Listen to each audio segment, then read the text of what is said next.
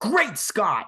Funko and Drop are creating NFTs for Back to the Future. And let me tell you firsthand, I'm gonna go broke over this, so let's talk about it. So this past Friday, Funko and Drop announced the next Pop Digital / Funko NFT drop, like they usually do after a drop happens on a Tuesday. And that, of course, is the highly anticipated set of Back to the Future Funko NFTs, which, if you guys know me very well, Back to the Future is one of my favorite Funko Pop sets to collect. So for the fact that these are now being turned into the NFT lineup means that I'm gonna have to get a master set to pretty much be almost near complete of my Back to the Future set. When the rumored list was originally released, I had predicted the redeemable pops that were involved with this set, which I will throw a photo right here, which shows that I was pretty much 50% correct with the redeemables. I kind of say I'm about 70% considering I did get Marty right as terms to the Grail, but not exactly the Marty that I was thinking of. So right here we have the main page for this drop, which actually is a whole new layout actually for Funko and Drop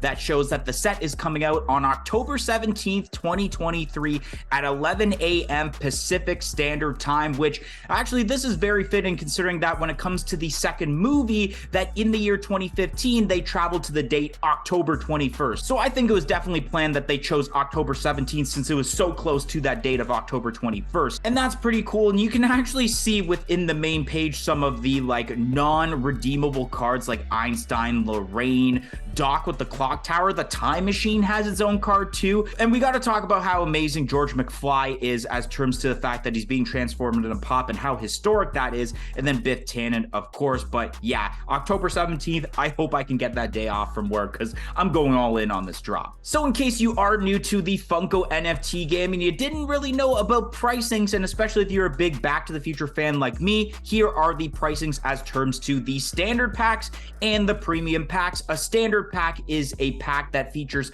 5 cards, and a premium pack features 15, which a standard pack costs $9.99 US, while the premium pack costs $29.99, which of course the premium pack is what would be the price of 3 standards, but I think there is a little bit more perks as terms to, I think you have a better chance of getting the series coin as terms to the premium pack than you would with the standard packs, but nonetheless you do have pretty much the same odds of pulling a redeemable as terms to the standards and the premium packs. And I love the way that the packs look, where you have obviously the Undercover Marty, which we'll talk about in a little bit, as the front of the standard pack, and then the premium pack being the royalty, which is Freddy Funko as Doc Brown with the helmet, and both of them being limited to 22,500 pieces as terms to the limit of how many packs have been made, which I feel like this definitely will be a sellout because of how amazing the redeemables are as terms to this set, which of course, let's talk about the redeemables and go right into depth on each of them. So I thought that the first redeemable that we could talk about is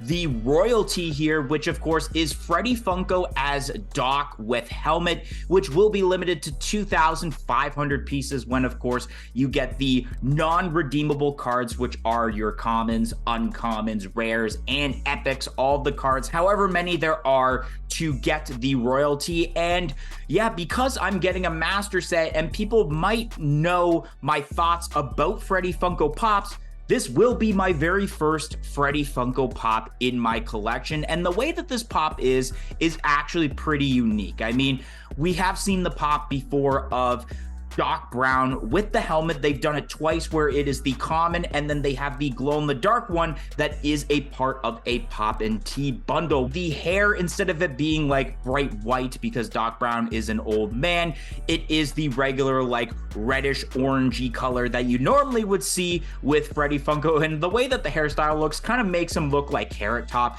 And the thing that I also do like about this, of course, it is the exact same way as the Doc with helmet pop, but if you notice in his hand, of course, in that scene, Doc is showing the picture of what the concept was for the flux capacitor. In Freddy Funko's hand is basically a concept of the crown. So I really love that attention to detail that they put as terms to the picture in Freddy Funko's hand to show like the flux capacitor being the shape of the Funko crown. I think that's very unique, and I can't wait to have this Funko Pop in my collection, most likely 1 year from now, considering that it takes a while for the redeemable pop pops to ship out. I guess now we're going to be looking at the legendary pops that you could possibly redeem when opening up these packs. And the first one we're going to be looking at, which all these will be limited to 1,900 pieces with a 1.69% chance at obtaining.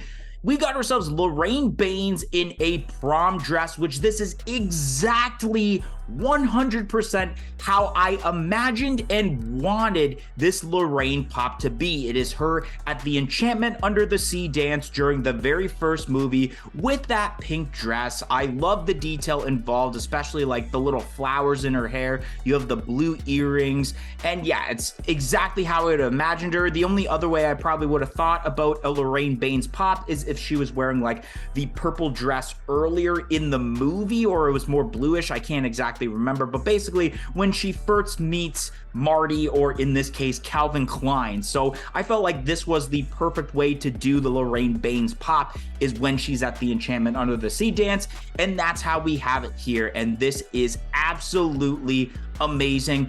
I can't wait to get this, whether I do open it in the packs next week or I have to buy it on Atomica, but nonetheless, this was long overdue. Next up, we have ourselves Griff 2015, a pop that I did get correct as terms to predicting the set, along with the Lorraine Baines, and this is awesome. I mean, Griff, the grandson of Biff Tannen, and yeah, this is just, it's amazing. It's exactly how it should be. He's got the helmet on. He's wearing that like kind of gold and black, like zebra-esque jacket. He's got the red bat in his hand. I think the one thing that I wish was involved with this pop was, of course, that huge, massive hoverboard. I mean, this had to happen. It was either Griff, or hopefully they would have done Mad Dog Tannen for the third movie, but I'm glad that they made Griff before Mad Dog Tannen. But then we got to go to a historic pop that's here, and that is George McFly. And the reason I'm saying that this is a very historic pop is not only because this is the very first George McFly Funko Pop for the Back to the Future lineup, but this is actually going to be the very first George McFly figure made by any toys or collectibles company since Kenner in the mid 1980s when the first movie came out. If you're a huge Back to the Future fan, you know about the whole story involving Crispin Glover and how when he didn't want to re-sign for the second movie because he wanted more money than obviously he should have, and then they used the new actor with like prosthetics to make him look like George McFly, and then there was the whole controversy involving the lawsuit. That created the whole thing that we see today, that if you see an actor that makes like a cameo appearance and they didn't actually refilm it for that movie, they will get royalties for that movie. But nonetheless, we haven't seen a George McFly figure at all, because if they made George McFly figures, they would have to give royalties to Crispin Glover. So I wonder what kind of strings were pulled as terms to making this. Like, did Crispin Glover finally say, you know what, I could use a nice paycheck with this? Or was there some sort of way around it that they were able to make George McFly? Especially because this is more older George McFly, so this might not be Crispin Glover, but at the same time, I mean, you could definitely tell that it kind of does look like Crispin Glover. So regardless, the fact we have a George McFly figure, and this will be the first time since the 1980s that we have some sort of collectible involved with George McFly, is very historic and amazing. And I can see this being such a very high-priced Funko Pop, like maybe even as high as the Bane went for the Dark Knight trilogy set. Then the last legendary we are looking at is 1985 Doc. Once again, it is another physical Funko Pop I predicted correctly, because we had already gotten the technically 1885 Marty McFly, technically as Clint Eastwood, as a Hot Topic exclusive for a Funko Pop. Now we have it here as an NFT for Doc, and he has the huge sniper rifle there, which is absolutely awesome. I mean, this is exactly how you first see him in 1885 as Marty is looking for him. So I mean, if you already have that Hot Topic exclusive pop, or don't have it yet but can find it for pretty cheap, that pop and this pop will go hand in hand with each other because it's involved in that scene. And yeah, I can't wait to get this, and I wouldn't be surprised if this possibly would be like the cheapest pop when it comes to the aftermarket on Atomic Hub. And then last but not least, we have ourselves the Grail.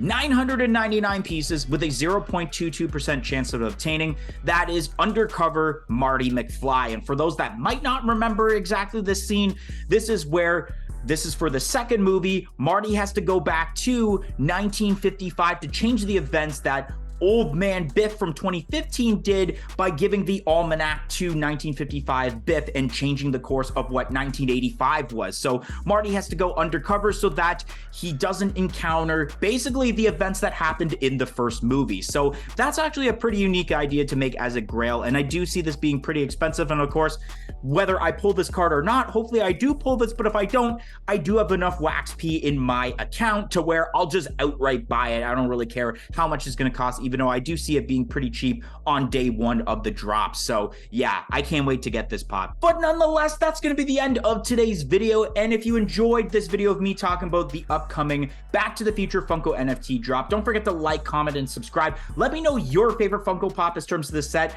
I'm probably gonna have to say George, considering it's the first collectible of him since the 1980s. But anyways, guys, thank you for watching today's video and hope to see you guys in the next one. 1, 2, 3, I'm out of here.